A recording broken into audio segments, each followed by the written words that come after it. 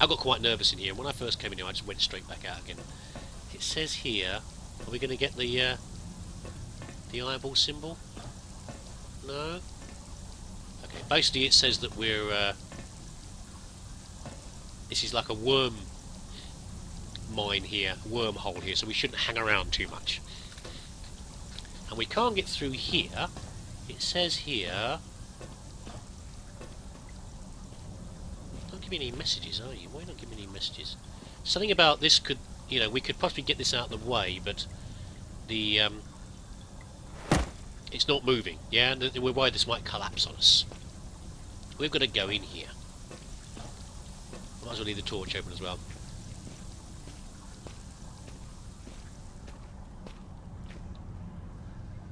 So, originally I thought, oh, coming in here we're going to meet worms again. It's a bit small for that, so if it's not worms, it's going to be spiders. Why is this place trying to kill me? I've got to get a grip. Right, just keep on moving now. We can't go that way. There's the two boulders there. We are now going to get regularly assaulted by spitters. Just got to keep on moving, basically. If we keep on moving and occasionally deal with them, that's a disgusting hatching noise. We should be okay. There's the double boulders. They're just going to hunt us down to the mine, basically. If we deal with one, we might be able to deal with the next one. We just rush to the next one.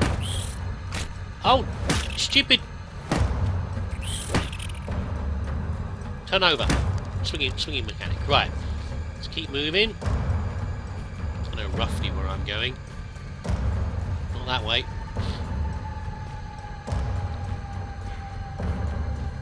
This way. We're in. Okay. So if we move fast... This is the boulder we saw earlier. Come on. Ah, stupid. Let go of the boulder. See, now I can't let go of it.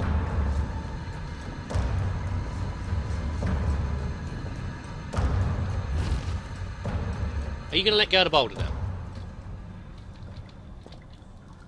Oh, we seem to have a game bug of some sort here.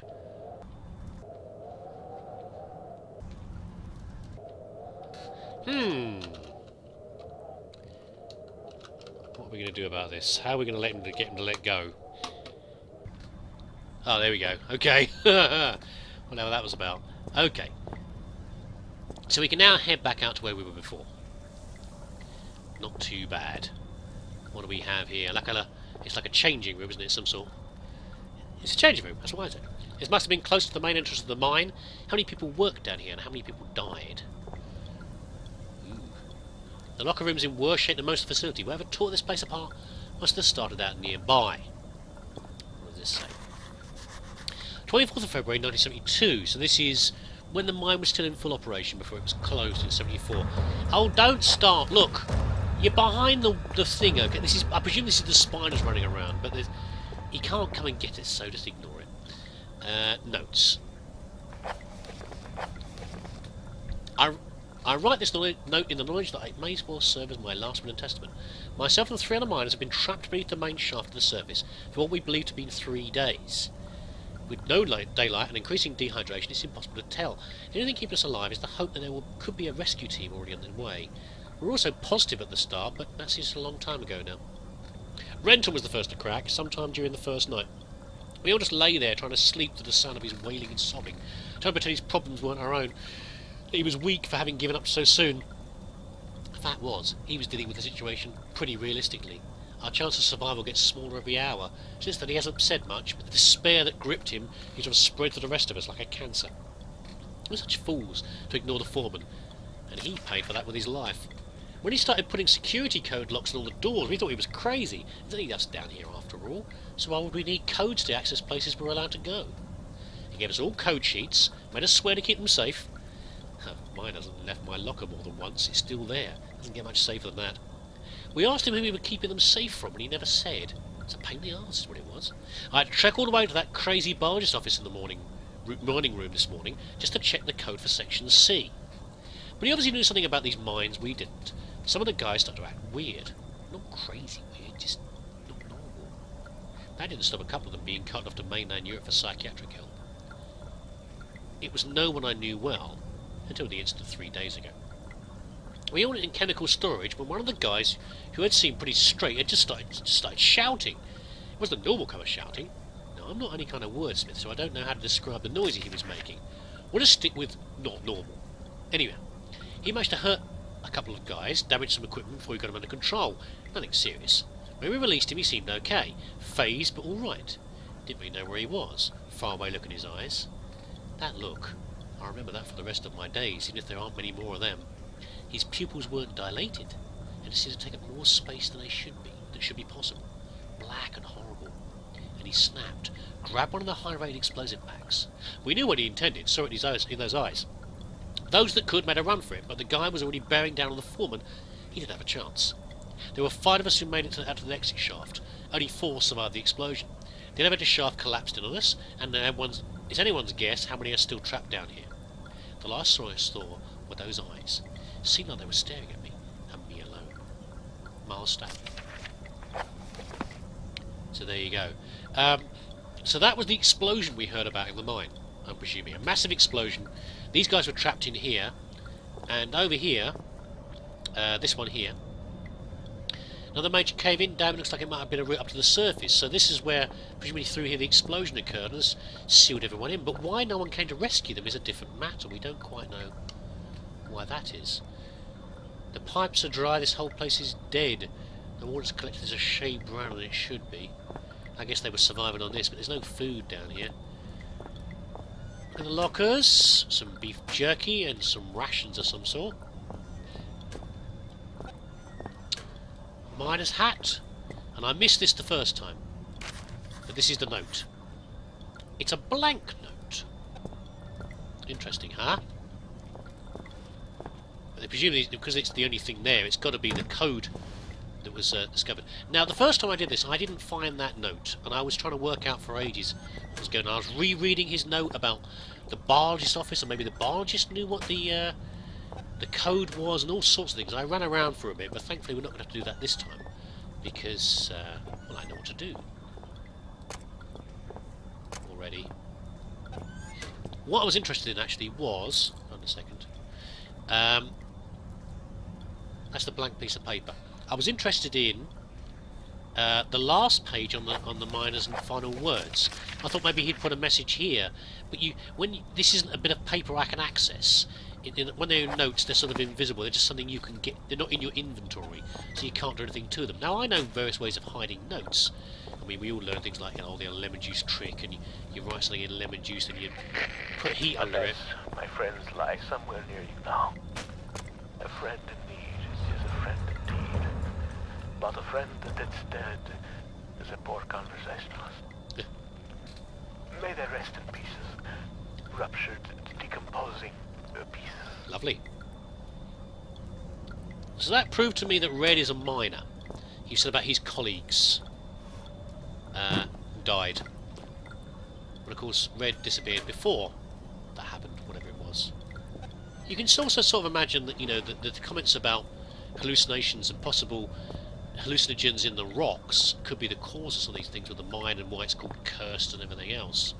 There you go. Anyways, as I was saying, so we all learn about secret messages and lemon juice, and you heat up a message that's been written in lemon juice and you can read it. And there are various other things, but I thought of another way of doing this, which is rather obvious, which is back in the biologist office. So of course the reason that our miner friend had to come up to the crazy biologist office to work out what the code was for the door, for section C, is because of course the piece of paper isn't really blank. It's just that it's written in UV pen, 1371 for the storage. So we can now head to that locked door in the section C further back. Before we do that though, let's do one more save. Did I read this before? A cohort when a man with no name, it is he who opens the gateway to hell. A grin on his face, he is terrible indeed. He watches the men writhe and turn. Still, Father looks on, something vital in his hand. Yes, interesting. Okay, so nothing too hard with the whole puzzles thing. They're all fairly standard sort of puzzles I've come across before. Nothing too demanding. So we can head back now to the locked door. I think we've done everything now here, really. That's the only thing left to do, is to go to the door to the next area. There's something I may not have mentioned about the dogs before, or rather I did, but it didn't record properly, which is that they are a lot more scary in groups, because the first time I was messing around with that steam thing, trying to steam one, I didn't really do it quite right, and the dogs spotted me. And when they do, and there's more of their colleagues around, they howl and attract all the nearby dogs to the same area. So you really are truly stuffed when there's a whole pack of them after you to try and keep them down. So that's an interesting variation. I'm just dealing with one or two. I hadn't noticed that before, so yeah, having more than one of them after you is pretty hard. Oh, that's okay. We don't need to kill the other one anyway. Go on, doggy, get out of it. So I missed anything else? Not really, I don't think. The first time I did this, the spider area was a little bit more intense, because I didn't know where I was going. But really, it's not too bad. But very soon we'll be on to the area where I played up to before, so it will all be new for me, which is far preferable. Come on! There he goes. Keep going, Pooch. That's the only other thing with the dog. When you kill the dog, is you get a chance to have a good look at him. Not there's much to see, really. Poor thing's a right mess. Bits of skin missing. Half a tail. Is there another dog down here? Can't remember. There might be. No, we can just go through here, can't we?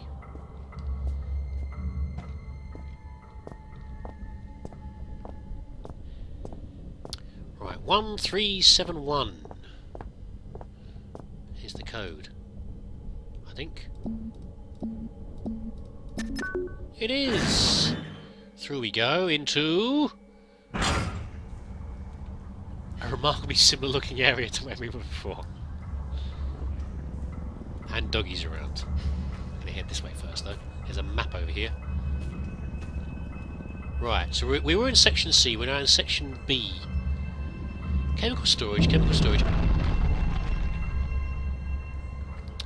Incinerator, large worm somewhere, and Lake Utakau. Really, the hunger is becoming rather uncomfortable here. How far away are you? You cannot be far. I am held captive by a wall of stone in the northeast of the mine. As in any drama, there are many roles to be played. You must act the scientist in mixing potions, act the renegade in plots of destruction. On your travels for the tools with which you will fashion my rescue, you may discover the place of my last meal. Ooh. Be careful. The shiny, solid floor of water is not as solid as it seems. Poor Red was almost swallowed whole. The two foolsy men who plummeted into my domain have long since departed, though not I expect from whence they came. I ate ravenously of biped meat that day. Oh, but Red promises feasting only began when the man became pungent. When the stench of life had gone, and only the sweet aroma of decay remained. Well, that's alright then. So two people fell into the area, and he ate them. But not straight away. Only after they'd begun to go mouldy. Right, so the northeastern area of the mine appears to be the incinerator. Although he could be in the next section, section C, section A, if there is a section A. There we go. Anyway, I was about to say, Lake Utakau has got a slightly different spelling somewhere else, I think. Now, where's that dog? Oh, there is a dog there. I thought we had growling wall syndrome again, which I think we do in various places, but there is a dog over there. Yeah, Lake Utakuk. It said Utakau over there, didn't it? But, well, no matter. It's a lake. What sort of lake? I don't know. It might be a freshwater lake. I don't know how far away we are from the sea. But it does suggest it's a shiny surface, which means it's frozen. And Red nearly fell through. So at some point he was able to get out then. Why is he trapped now? Because he could get out before and come through here, supposedly. to eat the men. So why is he... He might have told me before why he's now trapped. Did he seal himself in or something? Maybe he's no longer in a state to do anything. He's obviously very hungry. I'm a bit worried that he's luring us in to be the next snack. I can just get a dog. What's over here? Is that the mine? The lake, rather? It's this way, I think, isn't it?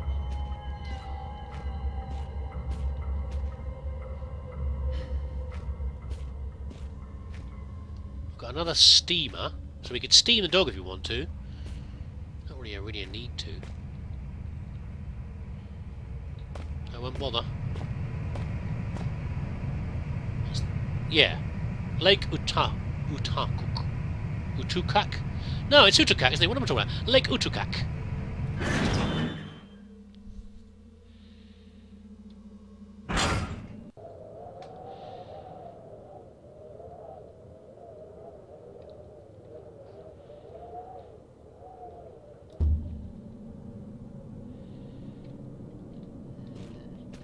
Doesn't appear to be a worm tunnel, so I think we're okay down here. Could be other stuff down here, though. Let's hold off on the glow stick until we're sure what we're doing here. Some barrels. Rather heavy, though. And what appears to be the frozen lake with, like, holes going through. So I presume this is the ice up here. Must be sea ice, so it's probably not fresh water, but we do have a save point, which is rather good. I'm sure I've missed something, haven't I? I have. Look, here it is. It's a backpack. So beyond about here, I'm in the dark again, okay? What's in the backpack? Funny something younger than me. Maybe this pack will help me figure out what's going on down here. Useless. Well, not entirely. Just an old flare and some painkillers. Okay. Last Will and Testament of Joe Freeman, Final Thoughts 10-10-00. I, Joe Freeman, would like to leave all my personal belongings to my sister, May, in the knowledge that she will distribute them wisely. Well, I've got some of them. It's called a flare and some painkillers. We always used to say, better to die young than to never live at all. I guess we're going to get our wish. I know enough about survival to realise I won't be surviving much longer. Jono, my buddy, I just don't know. My left leg is broken in 3 places, and I suspect I may also have shattered my pelvic bone. Stuffed then. 3 hours ago, after we'd set up camp, Jono set off to find some usable timber for the fire. When he got back, he was very excited. I couldn't work out what it was that got him so agitated, but I went along with it all the same. I should have recognised the signs. Soon after, he got worse. He jumped me when I turned away, burying my face in the snow, trying to suffocate me. I still don't know what he found in the ice that enraged him so. Lucky for me, the ground gave way and we both fell. So I presume they were above here and has fallen down into this cavern. I landed hard on ice and desperately clawed my way onto more solid ground. I was running on adrenaline, didn't notice the pain. I just knew if I was going to die, I didn't want it to be in the frozen water beneath me. When you fall into a frozen lake, you don't just drown or freeze to death. Your whole body seizes from the cold. Every instinct tells you to swim for the side, but your body won't let you. You gradually dip under the surface, your last breath expelled when you fell, but you don't drown there and then. Your body shuts everything down, survives on what strength you have left. You can last for an hour, just floating there, slowly dying. So now I'm lying here, my soaked Gore-Tex slowly freezing me in place, me on one side of the lake, Jono trapped on the other side. Gore-Tex, so that sounds like they're hikers or, travellers of some sort. I'm worried about him. From what I can see from this side, his arm is dislocated, his shoulder blade fractured, and his wrist broken. I can't hear anything he yells, but he looks to be constantly muttering to himself, testing the ice with a crowbar from his pack. I don't know if he can stand the pain or where his strength is coming from, but at any rate, something strange happened to him. Fortunately for me, he can't cross the ice. He ought to give way under his weight. The only way to cross would be to carefully spread your weight evenly across the surface, and he looks in too much rush for that. There's a lot of drugs in my system right now. I have another bottle of painkillers, so there's enough to finish the job. I always said I'd rather die pushing the boundaries than drift away in my sleep. I guess I didn't mean that after all. I'd rather gently slip away than die cold or bleeding. Sadly, we don't get to find out what he did in the end. He might have got caught by Red. Since the painkillers were left, he might have gotten caught by Red before then and eaten. No, actually no, because Red said he only ate them after they were decomposing. What a nice chap. So whatever happened to him, he finally died. I don't know. Yeah, so presumably the remains of Jono somewhere over there, or where Jono got eaten. Is over there. And this is all blind from now on again. Let's save here.